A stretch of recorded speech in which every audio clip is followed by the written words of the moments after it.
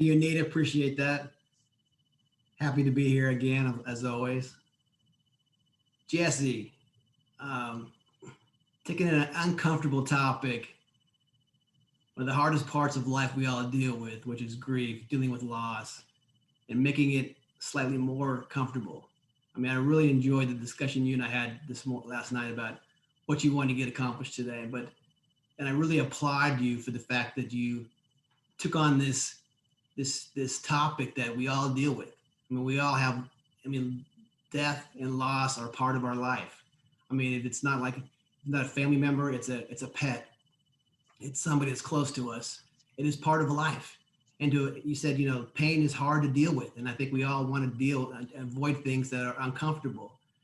So your speech today was, I applaud you. It was great. What I saw was the passion you brought in your voice, the quality you had. You were able to kind of, your voice went up and down in times that made it believable. And I could tell that this is important to you. A topic you put together in 3 days. I was amazed that you were able to pull this together so successfully. So that's great. But you used great phraseology, you used examples, and the way you started out in the beginning of the story with starting out with the story about Danny and her brother Doobie, that was phenomenal. So you're able to weave back to Danny throughout the story. So you kept us engaged. So what you did was, use great examples. Death is hard to deal with. Be with them, be uncomfortable. I mean, personally, I lost my mother back in December, and so I have those questions that people ask me. Hey, sorry for your loss. How to be? It was awkward, and people that I knew were close to me avoided me because they didn't know how to deal with me. So being able to kind of have a speech where you can talk about how to use phraseology to be more close to people, but just being there to somebody is very important. There's only a couple of things that we could deal with.